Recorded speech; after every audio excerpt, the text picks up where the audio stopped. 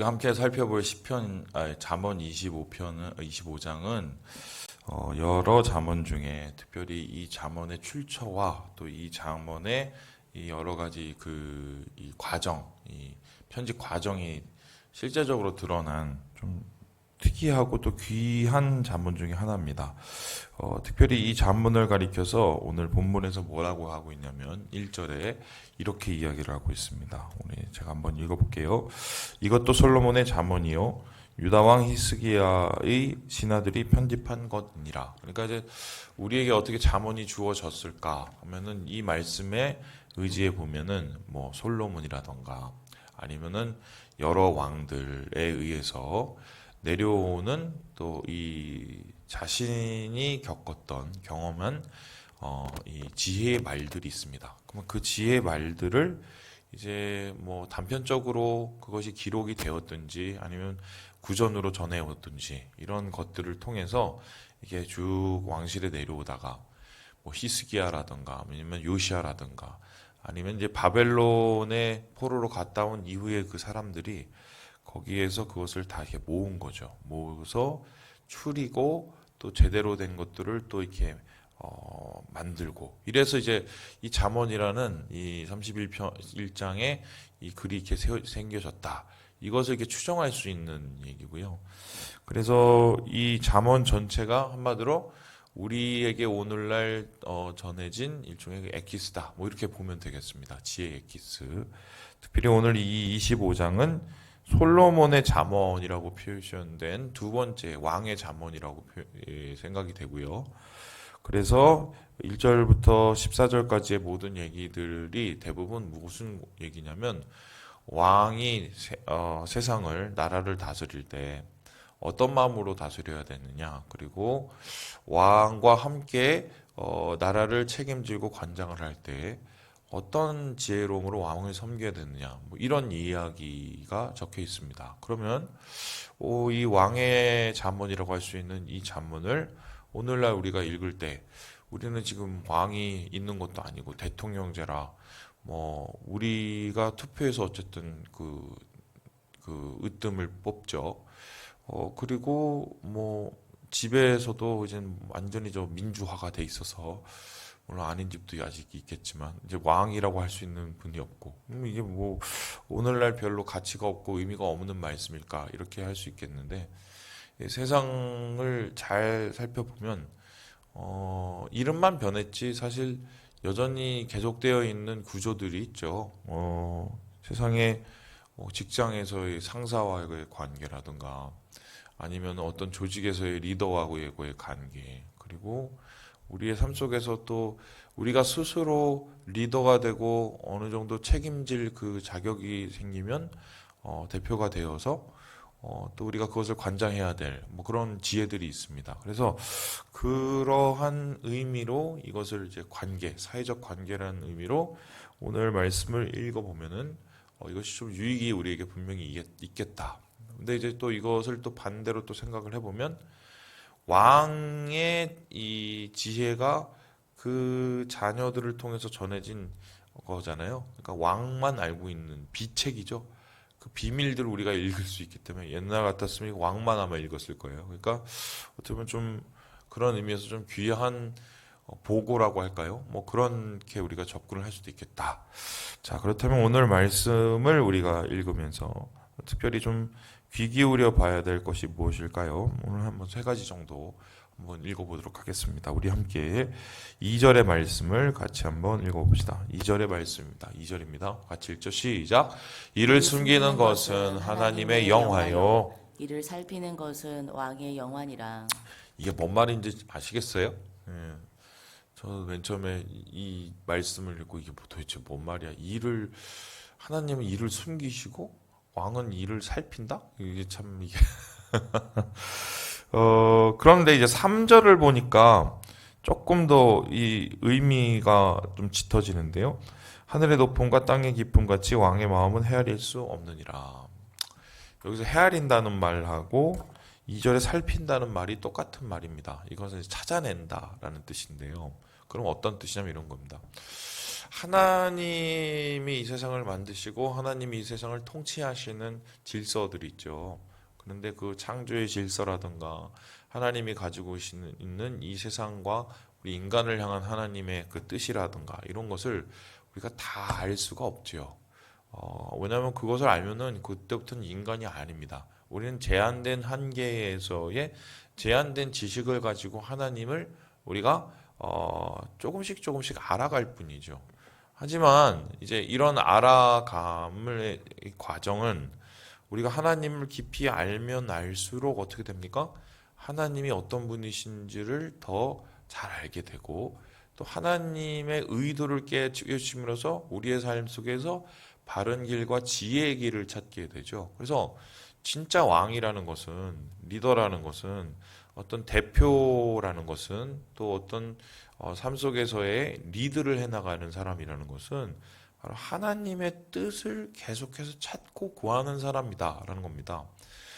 인간의 뜻을 찾고 구하는 것은 나중에 끝이 죄로 끝나고 악으로 끝나지만 하나님의 뜻을 찾고 구하는 것은 그것은 영광이요 거룩으로 끝날 수밖에 없다. 그래서 왕은 제일 1순위가 하나님을 찾고 구하는 것이 돼야 된다. 바로 예배자이며 또 하나님을 향한 학자로 서게 되는 거죠. 그래서 이렇게 우리가 하나님을 살피고 하나님을 찾아가는 것을 통해서 영광을 우리가 얻게 된다. 그래서 우리 삶에 어떤 신앙의 태도하고 맞물려 있다고 보겠습니다. 반면에 이제 3절을 보니까 왕의 마음을 헤아릴 수 없다. 뭡니까?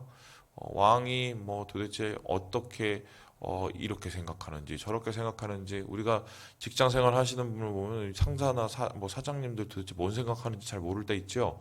사람 마음이 그렇게 왔다 갔다 하는 뭐 이런 데 대한 이제 이 비교를 이렇게 하고 있는 것입니다. 두 번째로 해서 이런 얘기가 나오는데요. 우리 함께 4절의 말씀을 같이 한번 읽어보도록 하겠습니다. 4절입니다. 시작. 은에서 찌꺼기를 제하라. 그리하면 장색에 쓸만한 그릇이 나올 것이요. 찌꺼기를 제하라. 순은을 만들어라. 금이라면 순금이 되라. 뭐 이런 말씀입니다. 이 말씀을 이제 목사님들이 뭐 잘못 해석을 하실 때 어떻게 많이 오용을 하시냐면 우리의 삶 가운데에서 좀 뭔가 하나님이 원하시지 않는 그런 모습들을 제거해 나가는 연단이 필요하다. 뭐 이러고 얘기할 때 가끔씩 이 말씀을 사용하시기도 하는데 사실 이거는 이제 이 원래 성경의 의미라고 할 수는 없고 뭐 틀린 말은 아니지만 최소한 이 구절이 말하는 것은 아닙니다. 이 구절이 말하는 의미는 뭐냐면 5절에서 더 확실하게 밝히게 되는데요. 우리 함께 5절을 읽어보죠. 시작. 왕 앞에서 악한 자를 제하라. 그리하면 그의 왕위가 의로 말미암아 경고히 서리라. 한마디로 왕 주변에 있는 간신배들을 없애야 된다라는 소리입니다. 우리 교회는 절대 그럴 리가 없어요. 큰 교회가 아니라서. 예, 큰 교회 보면은 뭐 그런 얘기 많이 하십니다. 목사님이 변했어요. 목사님 원래 저를 안 저러셨는데, 저는 원래 큰 교회 목사님이 어떤 모습인지 잘 모르니까. 근데 그런 모습 옛날 얘기하시는 분들 이제 가끔씩 있습니다. 왜 변하셨을까? 이제 뭐 여러 요인이 있죠. 뭐 야망과 욕망과 또 가지고 있는 여러 가지의 이 인간적인 생각들 때문에 그럴 수도 있지만 또 많은 경우는 사람 때문에 그렇습니다. 소위 말해서 어떤 사람이 힘을 쥐게 되고 돈을 갖게 되고 또 어떤 사람이 어떤 위치에 오르게 되면 그 주위에 그런 것들을 이용하거나 또 그런 것들을 노리고 있는 사람들이 많기 마련이죠. 그런데 결론적으로 그런 사람들은 목표가 한 가지예요. 자기가 원하는 것을 얻는 겁니다. 그럼 원하는 것을 얻기 위해서 뭘 할까요? 아첨을 하고 또 여러 가지로 좋은 소리만 하죠. 한마디로 입에 혀처럼 굴지 않습니까? 입안에 혀처럼 구르는 이유는 뭘까요? 기분 좋게 해줘서 그것에 대한 보상을 자기가 받기 위한 거죠. 이게 굳이 왕이 아니더라도 세상 속에서 나에게 누군가 잘해준다. 여러분 솔직한 말로 공짜가 있나요? 이 세상에? 정말 하나님께서 우리에게 주시는 구원 말고는 우리가 받을 만한 공짜는 이 세상에 거의 없어요. 예, 다 이유들이 있죠. 다 그 뒤에 보면 뭔가가 있습니다. 하나님 사랑 제외하고는 다 있어요. 그래서 그러한 것에 빠지다 보면은 어느새 나도 모르게 잘못된 판단을 하고 내가 뭐가 된 듯이 생각을 하죠. 대우받기 원하고. 예, 사람은 좀 그런 마음들이 좀 있어요. 제가 예전에 그 선교를 나갔는데 그 선교에서 한 번 잠자리 갖고 싸운 적이 있어요. 어떻게 싸웠냐면 그 선교에서 이렇게 막그 바닥에 다 이렇게 근데 저는 이렇게 숙소가 나쁘진 않아요. 절대 나쁘진 않는데 거기에서 따로 선교사님이 준비한 이렇게 방 같은 게 이제 하나가 있었어요. 거기 이제 침대가 있었고 나머지는 이제 그 땅바닥에서 자는 거고. 그래서 제가 이제 목사로 갔잖아요. 목사로 갔으면 이제 저한테 아유 목사님 여기서 쓰세요 이럴 줄 알았어요. 근데 제가 그 들었다고 뭐 거기 갈 사람도 아니고 근데 얘기를 했는지 아닌지 모르겠는데 제가 이제 아유 저는 그냥 여기 아이들하고 같이 청년들하고 같이 자겠습니다. 그래서 청년들하고 같이 잤는데 그 방이 비니까 그 방 쟁탈전이 이제 벌어진 거죠.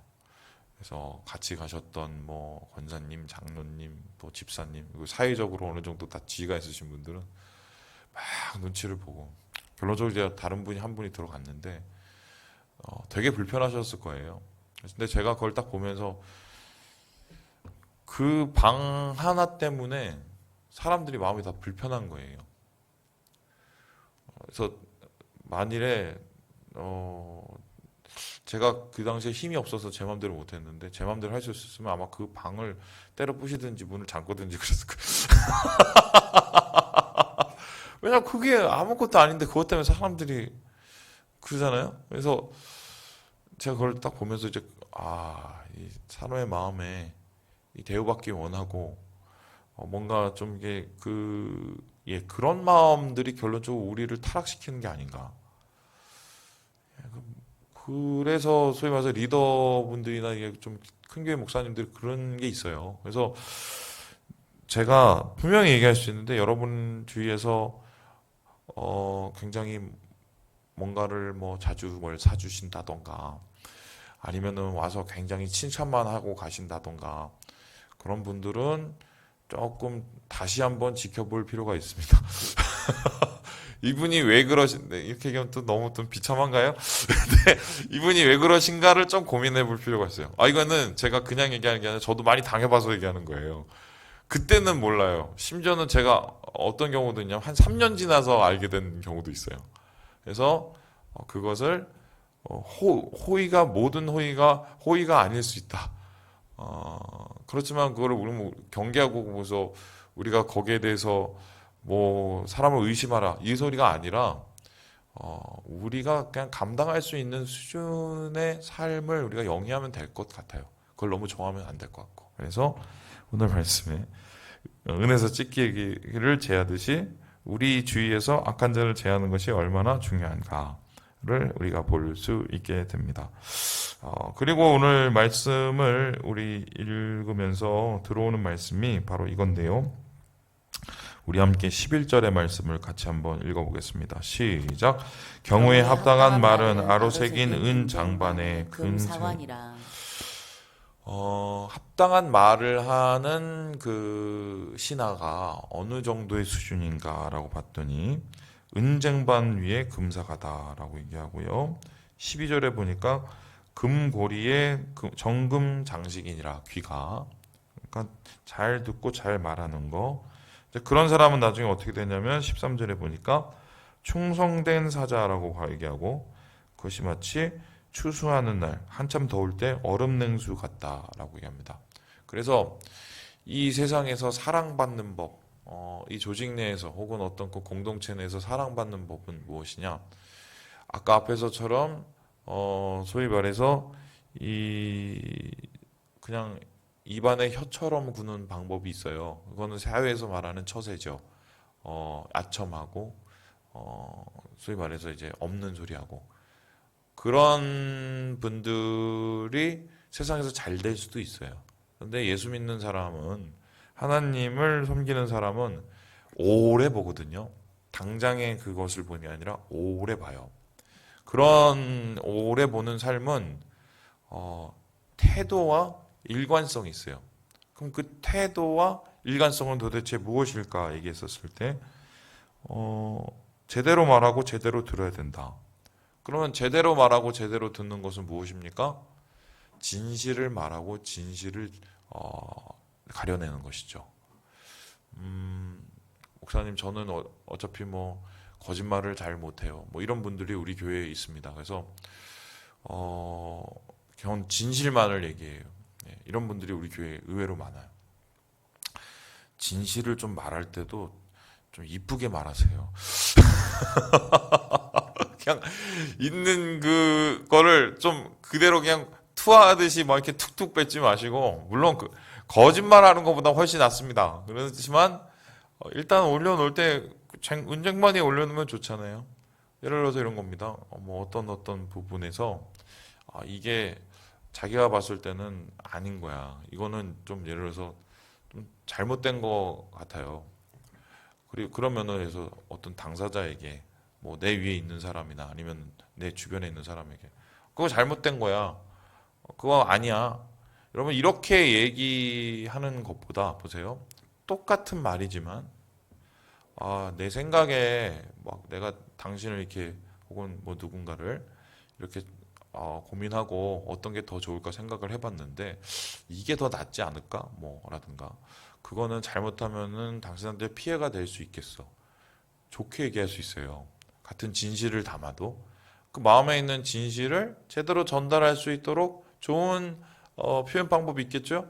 이제 그러한 표현을 가지고 그 마음을 진실을 가려내고 진실을 말하고 그것을 제대로 된 금쟁반 위에 올려서 전달할 수 있는 그런 충성된 사자들은 결론적으로 그 임금의 말 그리고 그 주위에 있는 사람들의 마음을 시원하게 해주죠.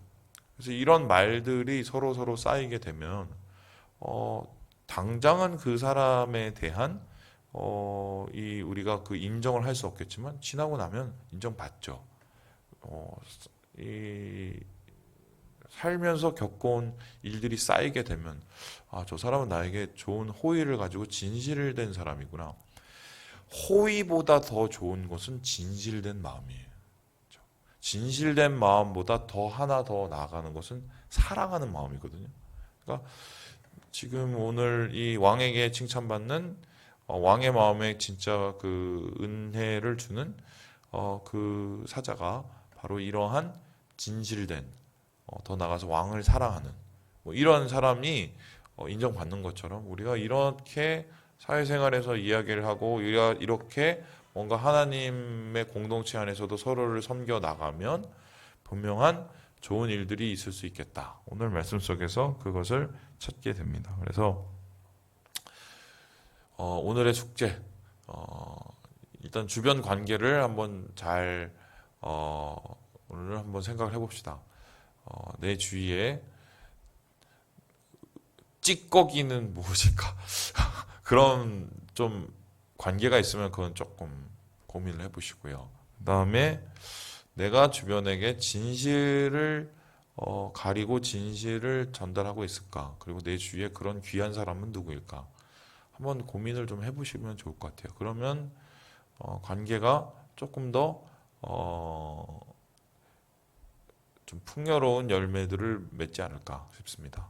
예, 주님 안에서 이러한 좋은 일들과 좋은 열매들을 많이 거두시는 오늘 하루 되시길 주님의 이름으로 축원합니다.